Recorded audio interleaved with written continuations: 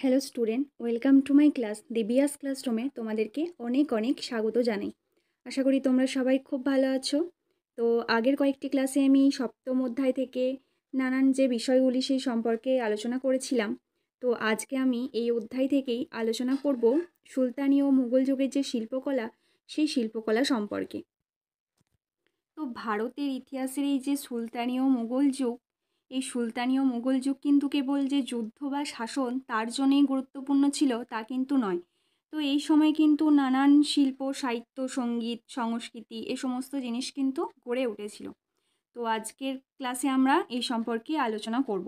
তো এই যে সুলতানি ও মুঘল যুগের যে শিল্পকলা, তো সেই শিল্পকলার মধ্যে দরবারি এবং যে আঞ্চলিক শিল্পকলার বিকাশ, ঠিক আছে, এছাড়াও যে সঙ্গীত নৃত্যকলার অগ্রগতি কিভাবে হয়েছে সেই সম্পর্কে, এবং এই যে শিল্পকলা, এই শিল্পকলাগুলির বৈশিষ্ট্যগুলি সম্পর্কে আমরা বিস্তারিতভাবে আলোচনা করব। তো চলো দেখে নেওয়া যাক। দেখো, প্রথমেই রয়েছে যে দরবারি চিত্রকলা, ঠিক আছে, সুলতানি যুগে দরবারি চিত্রকলা। তো এই যে সুলতানি যুগ, এই সুলতানি যুগে কিন্তু ইসলামীয়, ঠিক আছে, ইসলামীয় শিল্পরীতির প্রভাব কিন্তু প্রবলভাবে দেখা যায়। এই যে স্থাপত্য, গম্বুজ, খিলান, মিনার, যে পাথরের যে নিখুঁত খোদাই, এ সমস্ত জিনিসই কিন্তু ইসলামীয় শিল্পরীতির প্রভাব দেখা যায়। মানে বিভিন্ন জ্যামিতিক নকশা মানে বিশেষভাবে এই সময় কিন্তু ব্যবহৃত হতো। তো এই যে সুলতানি যুগের বই এবং যে পাণ্ডুলিপি, ঠিক আছে, তাতেও কিন্তু যে অঙ্কন করার প্রচলন দেখা গিয়েছিল, ঠিক আছে, এবং যে সুন্দর হাতের লেখা, রঙিন সব ছবি মিলিয়ে মিশিয়ে কিন্তু বইগুলোকে সুদৃশ্য করে তোলা হতো। কারণ সেই সময় এত ছাপার আবিষ্কার হয়নি বা ছাপার ব্যবহার হয়নি, তো সেগুলো হাতের মাধ্যমেই লেখা হতো এবং সুন্দর অঙ্কনের মাধ্যমে সেগুলোকে খুবই সুদৃশ্য করে তোলা হতো।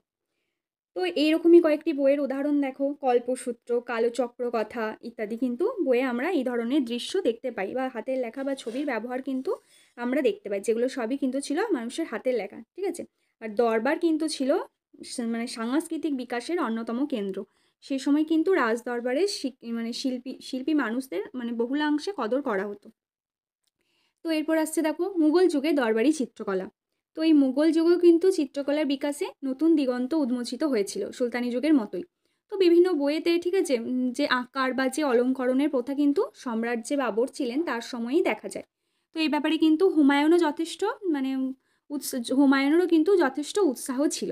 তো শাহজাহাননামা নামে যে বইটি ছিল সেই বইয়ে কিন্তু অলঙ্করণের কাজ হুমায়ুনের সময়েই শুরু হয়েছিল।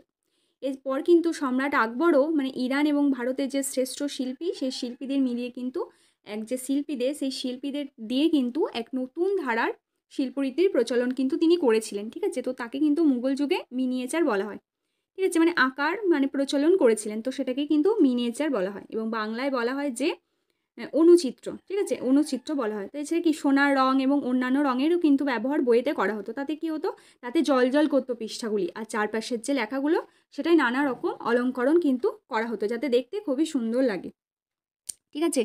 তো এই জিনিসগুলো করা হতো। আর কি করা হতো সেই সময়, মানে হাতে লেখার কিন্তু খুব প্রচলন ছিল, ঠিক আছে, এবং হাতে লেখার খুবই কদর করা হতো। তো এই যে হস্তশিল্প বিদ্যা ছিল, ঠিক আছে, সেই হস্তশিল্প বিদ্যাটাকেই কিন্তু বলা হয় যে ক্যালিগ্রাফি, ঠিক আছে, বাংলায় বলা হয় হস্তশিল্প বিদ্যা। তো এরপর আসছে দেখো এই যে বইগুলোকে যে অলঙ্করণ বা, ঠিক আছে, এই যে অলঙ্করণ এর এর পাশাপাশি কিন্তু প্রতিকৃতি আঁকারও প্রচলন ছিল সেই সময়, মানে আকবরের সময় এবং পরে জাহাঙ্গীরের আমলেও কিন্তু এই জিনিসটা আরও উন্নত হতে থাকে, প্রতিকৃতি অঙ্কন করা, ঠিক আছে, মানে বইপত্র লেখালেখির পাশাপাশি।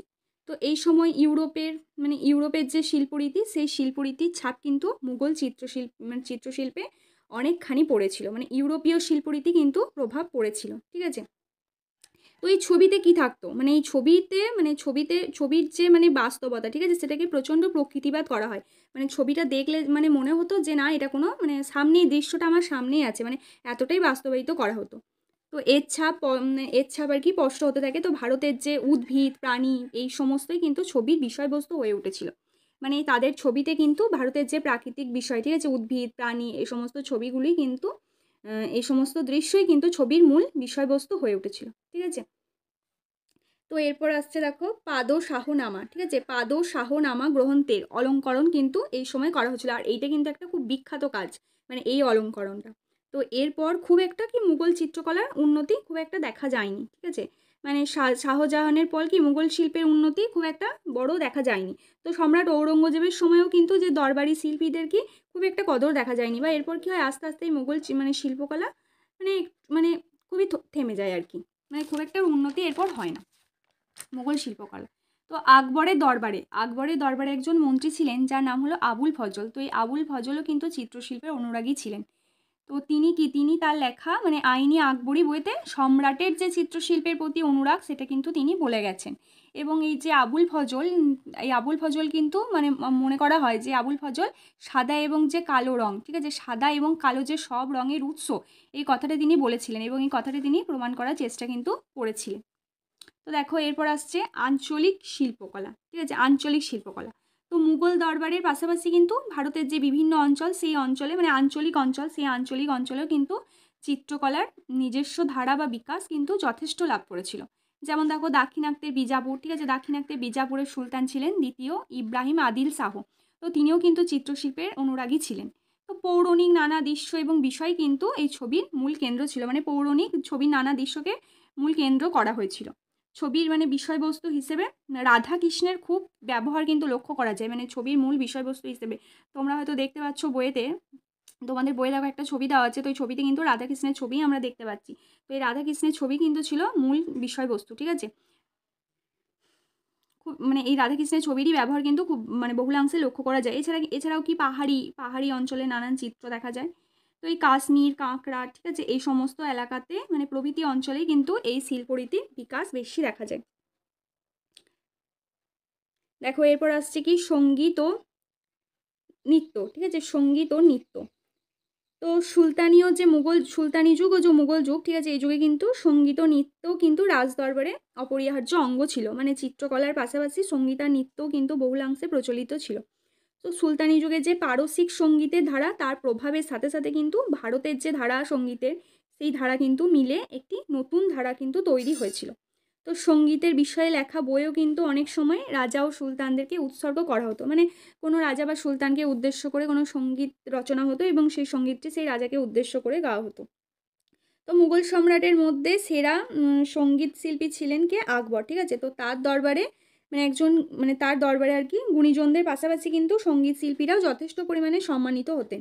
তো তানসেন ছিলেন এদের মধ্যে সবচেয়ে বিখ্যাত, মানে আকবরের রাজসভায় তানসেন ছিলেন খুবই বিখ্যাত আর কি সঙ্গীত শিল্পী, ঠিক আছে, খুবই বিখ্যাত সঙ্গীত শিল্পী। তো শাহজাহানের সময়ও কিন্তু মানে মুঘল দরবারে সঙ্গীতদের প্রচলন ছিল। তো এরপর আসছে সঙ্গীতের পর আসছে নৃত্য। তো ভারতে মূলত 6টি নৃত্য আছে, ঠিক আছে, ভারতে মূলত কি 6টি নৃত্য আছে। তো কি কি দেখো, প্রথমেই আছে ভারতনাট্যম, কথাকলি, ওড়িশি, কুচিপুড়ি, কত্থক এবং মণিপুরি, ঠিক আছে। তো এই যে ভারতের যে নৃত্য, ঠিক আছে, এই যে 6টি নৃত্য, মানে এর মধ্যে আমরা আজকে জানবো যে মণিপুরি নৃত্য সম্পর্কে, ঠিক আছে, এই মণিপুরি নৃত্য সম্পর্কে। তো এটি কি অষ্টাদশ শতকে মানে ভক্তির প্রবল প্রভাব পড়ে কিন্তু এই মণিপুরি সংস্কৃতিতে। তো তার ফলেই তাদের যে আদি নৃত্যধারা তার সঙ্গে যুক্ত হয় কি ভক্তিরস এবং সৃষ্টি হয় কীর্তন এবং নানান রাসলীলা, ঠিক আছে। তো নানান রাসলীলার সৃষ্টি হয়। তো বৈষ্ণব পদাবলীর ভিত্তিতেই কিন্তু রাধাকৃষ্ণকে কেন্দ্র করেই এই নৃত্যগুলি পরিবেশন করা হতো বা নৃত্যগুলি তৈরি করা হতো, ঠিক আছে।